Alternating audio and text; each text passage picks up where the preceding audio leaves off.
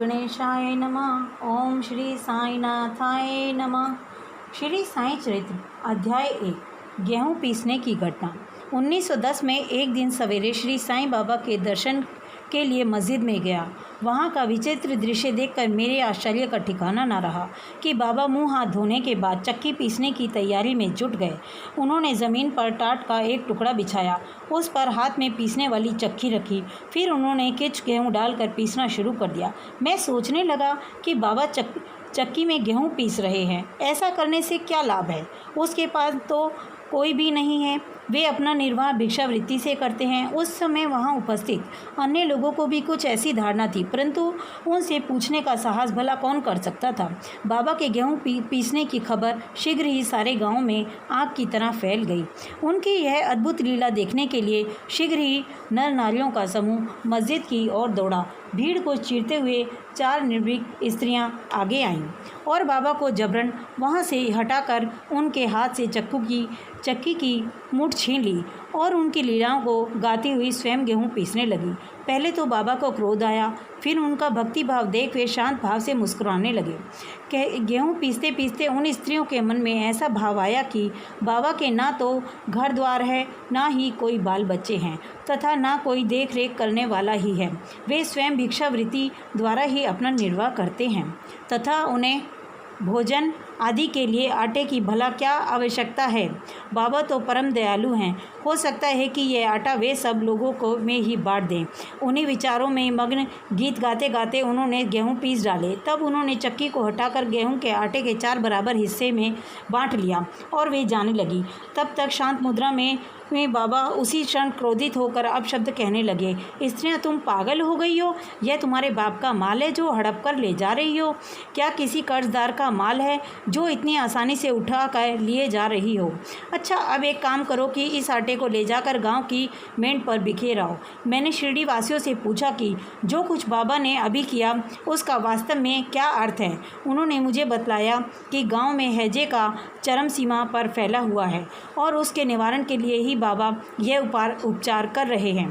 तभी जो कुछ पीसते देखा था वास्तव में वे गेहूं नहीं, हैजा था जो पीसकर नष्ट कर दिया गया है। इस घटना के बाद सचमुच हैजे की संकटता शांत हो गई और सभी गांववासी स्वस्थ हो गए।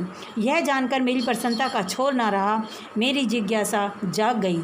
मैं स्वयं से ही प्रश्न करने लगा कि आटे और विभूषित हैजा रोग का भला पारस्परिक संबंध क्या हो, इसका सूत्र कैसे मिले?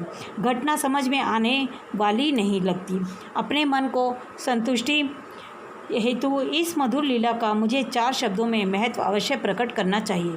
लीला पर चिंतन करते हुए मेरा हृदय प्रफुल्लित हो गया और इस प्रकार बाबा का जीवन चरित्र लिखने के लिए मुझे प्रेरणा मिली।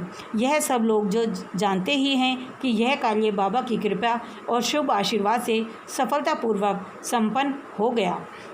गेहूँ पीसने का आश्रय। शिरडी के लोगों को गेहूँ पीसने की इस घटना का जो अर्थ लगा वह प्राय ठीक ही है, परंतु इसके अतिरिक्त मेरे विचार कोई दूसरा अर्थ भी है। वह यह है कि बाबा शिरडी में 60 वर्षों तक रहे।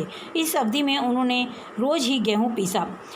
पीसने का उपाय आश्रय गेहूँ से नहीं वरन अपने भक्तों के पापों, दुष्परिणामों, मानसिक तथा शारीरिक दुखों का नष्ट करने से था। उनकी चक्की के 2 पार्टों में ऊपर से का पार्ट भक्ति और नीचे का पार्ट कर्म था। चक्की की मूठ जिससे पकड़कर वे पीसते थे वह था ज्ञान। बाबा का ऐसा दृढ़ विश्वास कि जब तक मनुष्य के मन में प्रवृत्ति, आस्कृति, घटना तथा हम अभाव नष्ट नहीं हो जाते, जिनका नष्ट होना बड़ा मुश्किल है, तब तक ज्ञान तथा आत्मा की अनुभूति होना असंभव है।